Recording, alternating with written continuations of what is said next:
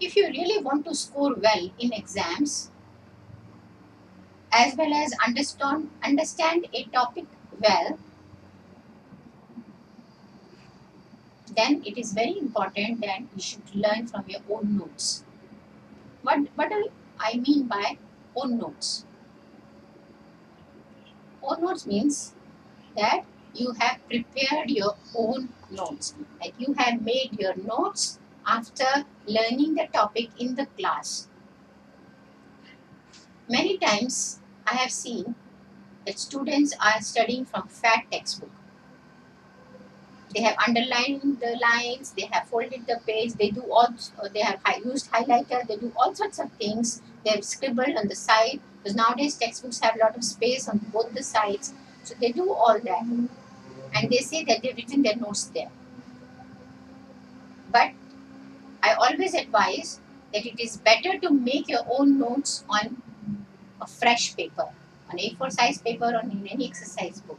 Why? Why I say so? Why it is very important to make notes, your own notes? Because when you are revising later on for your class test or for the exam, then if you are reading from your textbook, then you have to also go through not so important information, and so that wastes your time. Then it is so difficult to take your book in hand and move around, or sometimes you may like to memorize something lying in bed just before going to sleep and all that. So then again it becomes very cumbersome. Therefore it is very important to make your own notes because they are in your own language, in your own format, in your own handwriting, and hence much easier to understand, much easier to refer to.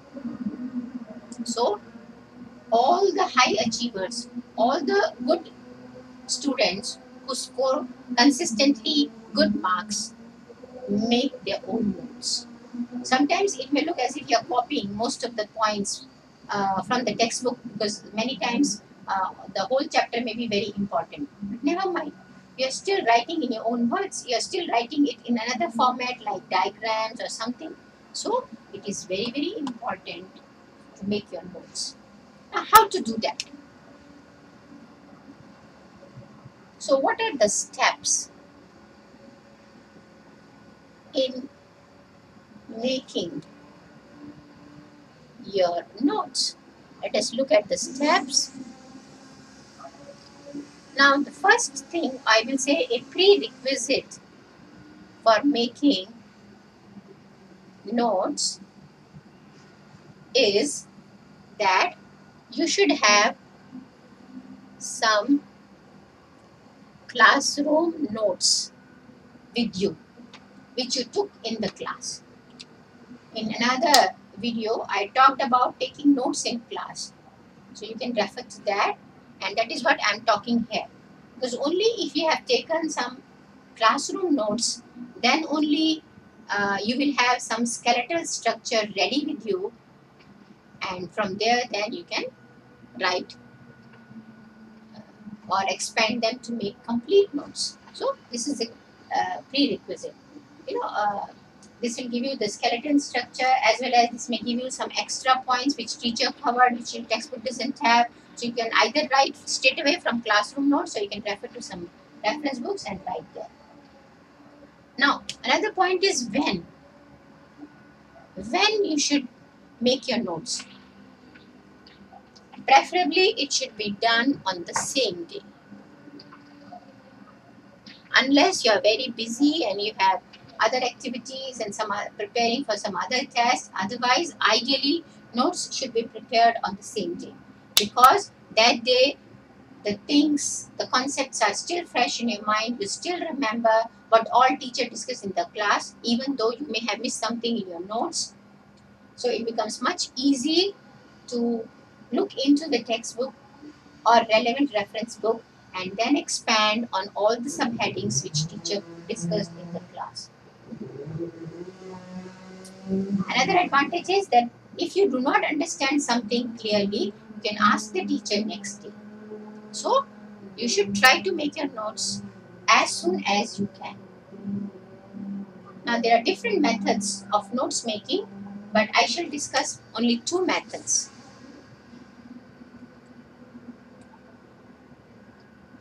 So among the methods, I am going to talk mainly about two methods. One method is called the conventional method. So that is called conventional long notes, and other method is known as making notes using mind maps or concept maps. Now let us see what all is involved in these two methods. When you are making your notes using the conventional method, so usually if suppose I am doing, what will I do? I read the chapter given in the textbook quickly to get an overview of the topic. Then I will read again slowly, carefully trying to understand and correlating with what has been discussed in the class.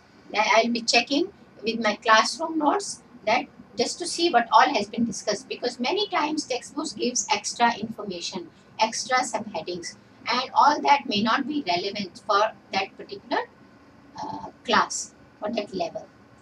So for extra learning, fine, yes, that is good. But for learning from exam point of view, from scoring good marks in that particular topic, first getting a grasp of the topic, it is very important to relate to first what teacher discussed in the class. So you read according to that.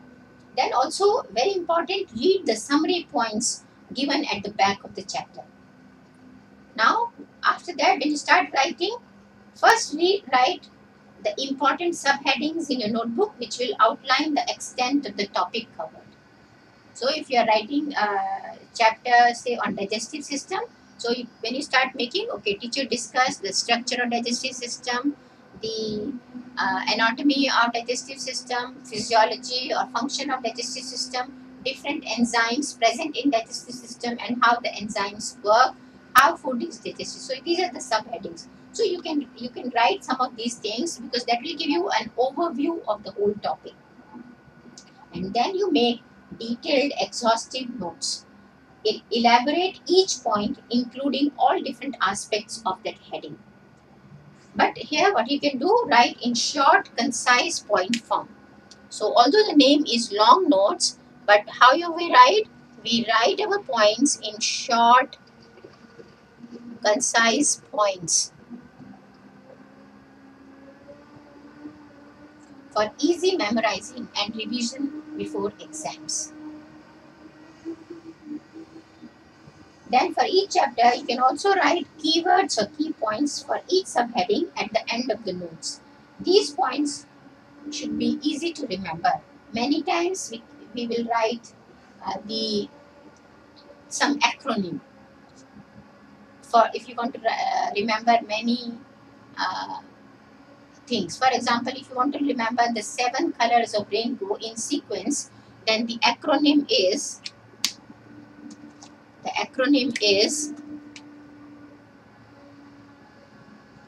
VIBGYOR.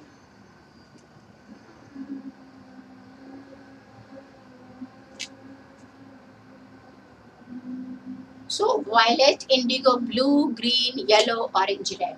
So you remember the acronym VIBGYOR, then you will never write wrongly the 7 colors of rainbow. Same way, if we in chapter of proteins, we learned there are 8 essential amino acids. So I learned that 8 essential amino acids like, so these are the 8 essential amino acids: valine, isoleucine, threonine, tryptophan, leucine, methionine, phenylalanine, etc. So this is how you learn the, you can make the acronym and learn difficult concepts. Second method, which was devised by Tony Buzan, he coined the term mind maps or concept maps.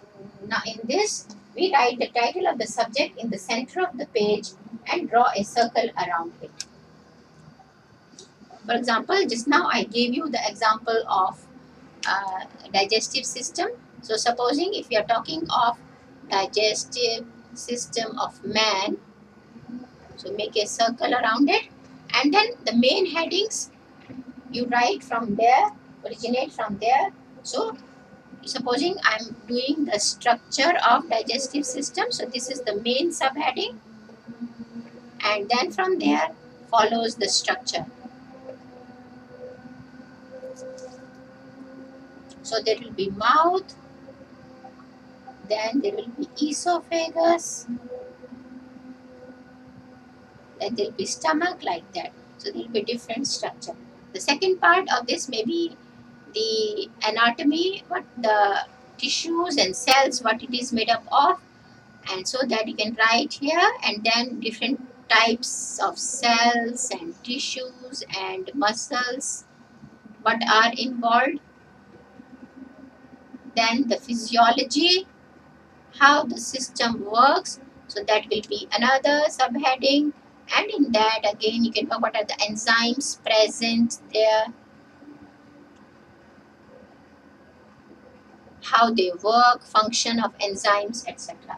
So by having a uh, uh, concept map or mind map, you can visualize the different components. The main heading in the center, you can use different colors also. So main thing, then there are main headings, then there are subheading, then the further details, and then you can add here even more details, another level, another level.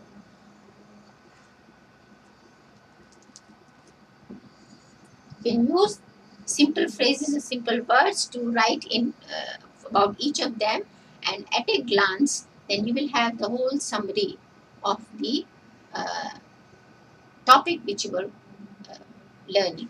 So there are two methods. So in the conventional long method, you're writing short concise points, usually in the linear form or spray type of diagram. Sometimes you may have a flow chart sort of thing also. So here you're writing more slightly more detailed notes. So this is the conventional last time method.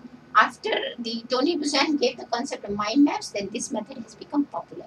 So whatever method you follow, whatever method you, whether you make a combination of two methods, or you follow only the mind maps method, whatever method you follow, important thing is that make your notes, write it in your own handwriting, because then it becomes your own learning, your own material, and much easier to learn.